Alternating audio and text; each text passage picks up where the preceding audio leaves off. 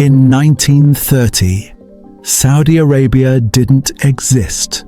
The Arabian Peninsula was a patchwork of warring tribes. Poor, isolated, completely forgotten by the modern world. The people who lived here were mostly Bedouin nomads. They survived on dates, camels, and the spare coins of religious pilgrims passing through to Mecca. There were no roads, no electricity, no running water. Life expectancy was around 40 years. Most children never learned to read. By every measure, this was one of the poorest places on Earth. Today, Saudi Arabia controls the largest oil reserves on the planet. Nearly 270 billion barrels sitting beneath the sand. When Saudi Arabia speaks, global markets listen. Presidents call. Stock markets swing. Entire economies tremble. A single decision from Riyadh can raise the price you pay at the gas pump or crash it. This is the story of how a desert kingdom became the most powerful energy state in history. And it all started with a desperate king and a gamble that almost failed. In the early 1900s, the Arabian Peninsula was a violent and lawless place. Dozens of tribes fought constantly for territory. Alliances shifted. Betrayals were common. Survival meant being stronger and more cunning than your neighbors. In this chaos, one man saw an opportunity. His name was Abdulaziz ibn Abdul Rahman al Saud. History would remember him simply as Ibn Saud. Ibn Saud came from a family that had once ruled much of Central Arabia. But by the time he was born in 1875, his family had been exiled. They were refugees, living in Kuwait under the protection of its emir. In 1902, when Ibn Saud was just 26 years old, he made a move that would change history. With only a small band of loyal followers, reportedly fewer than 50 men, he launched a daring raid on Riyadh, the city that had once belonged to his family. The raid succeeded. Ibn Saud killed the governor and reclaimed his ancestral home. But this was just the beginning. Over the next 3 decades, Ibn Saud fought battle after battle. He conquered rival tribes. He made strategic marriages, eventually taking over 20 wives to cement alliances. By 1932, he had done the impossible. He united most of the Arabian Peninsula under one rule. He named this new country after his family, Saudi Arabia, the land of the Sauds. But Ibn Saud had a serious problem. He had won a kingdom, but the kingdom was almost worthless. Saudi Arabia had no industry, no agriculture to speak of, no valuable exports. The economy depended almost entirely on one thing: the Hajj pilgrimage. Every year, Muslims from around the world traveled to the holy cities of Mecca and Medina. They needed food, lodging, transportation. This pilgrim traffic was the main source of income for the entire country. Then, disaster struck. In 1929, the Great Depression hit. The global economy collapsed. People everywhere lost their jobs and their savings. Pilgrim numbers dropped dramatically. Fewer visitors meant less money flowing into Saudi Arabia. By the mid-1930s, Ibn Saud was in crisis. He couldn't pay his soldiers. He couldn't afford to maintain his government. He was borrowing money just to survive. The king who had conquered a nation was now too poor to run it. But something interesting was happening nearby. Something that would change everything. In 1932, geologists discovered oil in Bahrain. This tiny island nation sits just off the coast of Saudi Arabia, separated by only about 25 kilometers of shallow water. The discovery sent shockwaves through the oil industry. If there was oil in Bahrain, there might be oil under the Arabian mainland too. The The British already controlled massive oil operations in Iran and Iraq. They were pumping millions of barrels and making fortunes. But the British weren't interested in Saudi Arabia. Their geologists believed the peninsula was probably dry, too risky. The Americans disagreed. A company called Standard Oil of California, known today as Chevron, saw an opportunity. In 1933, their representatives arrived in Jeddah to meet with Ibn Saud. The negotiations were difficult. Ibn Saud needed money desperately, but he also didn't want to give away his country's potential wealth for nothing. After months of back and forth, they reached a deal.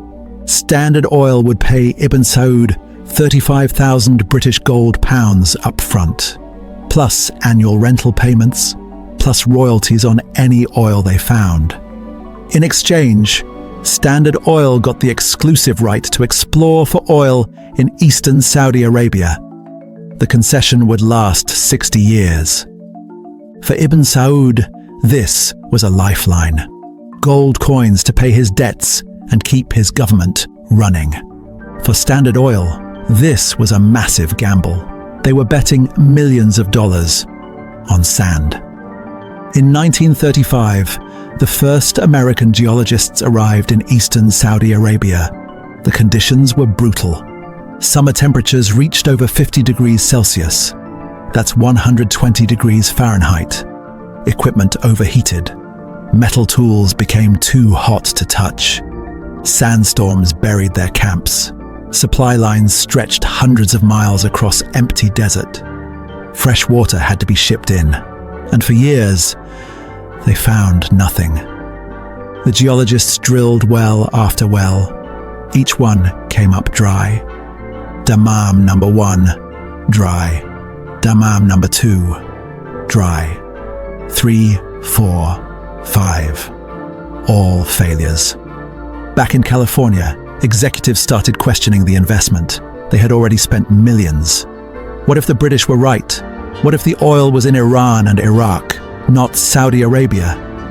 By early 1938, Standard Oil was ready to give up. The board was losing patience. They decided to drill just a few more wells, and if those failed, they would abandon the entire project. Dammam No. 7 was their last real hope. The drilling crew went deeper than they had before, past 1,000 feet, past 2,000 feet, past 4,000 feet. And then, on March 3rd, 1938, at a depth of 4,727 feet, they struck oil. Not just a trickle, a gusher. The oil flowed at a rate of over 1,500 barrels per day, and it kept flowing. The pressure readings suggested the reservoir beneath them was enormous. Further exploration confirmed the unthinkable. Saudi Arabia was sitting on one of the largest oil deposits ever discovered in human history. When Ibn Saud received the news, he reportedly wept. His worthless desert was actually a sea of black gold. But the celebration would have to wait, because the world was about to explode into war. Just 18 months after the Dammam discovery, Adolf Hitler invaded Poland. World War II had begun. The war disrupted everything. Shipping lanes became war zones. Steel and equipment were diverted to military production. Oil workers were drafted into armies.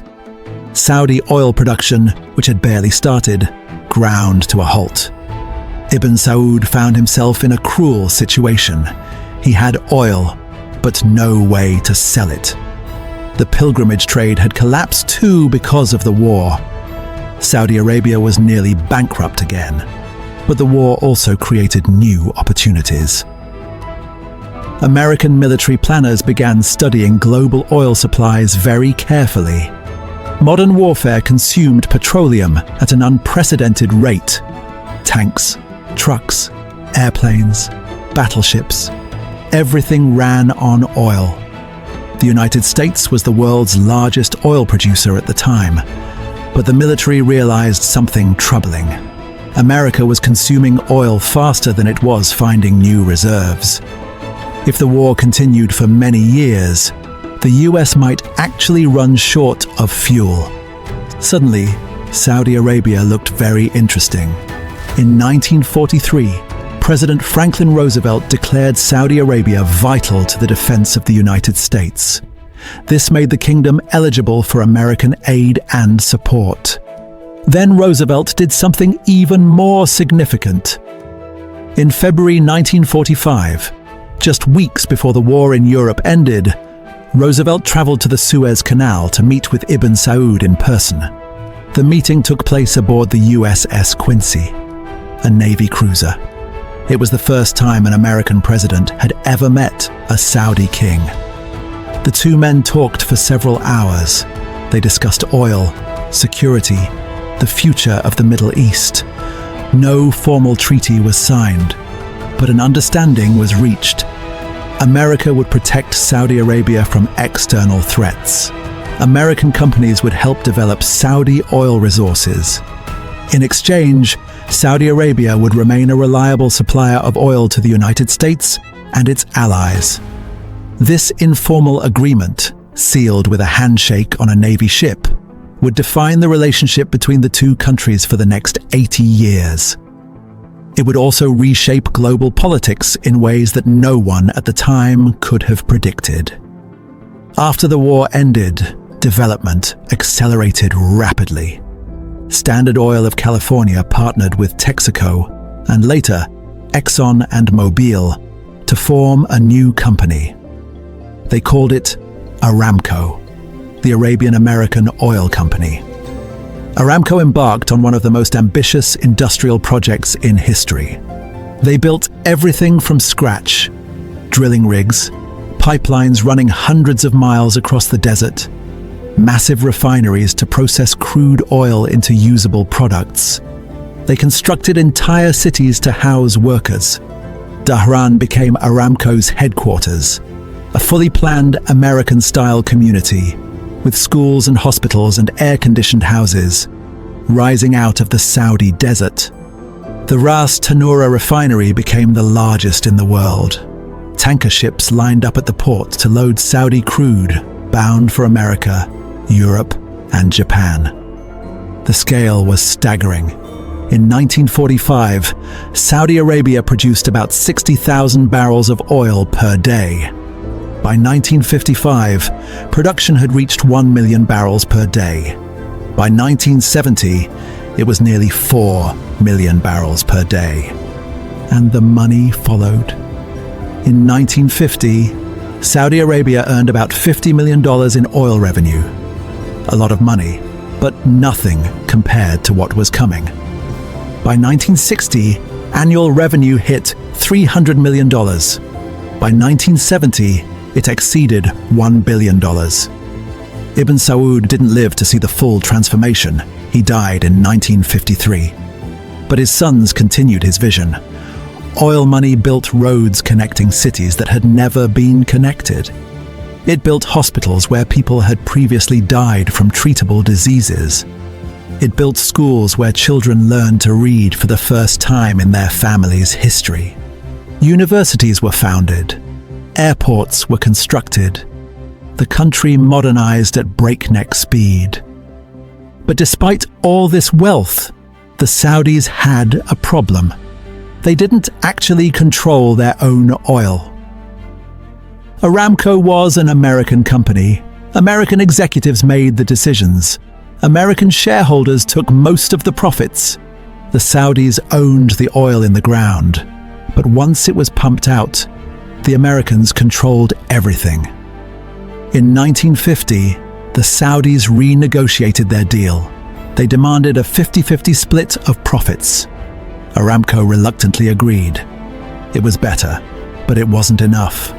The Saudis wanted real power over their most valuable resource.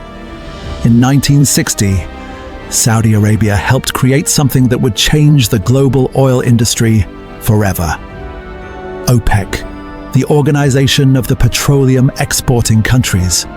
The founding members were Saudi Arabia, Iran, Iraq, Kuwait, and Venezuela. These 5 countries controlled a massive share of global oil production.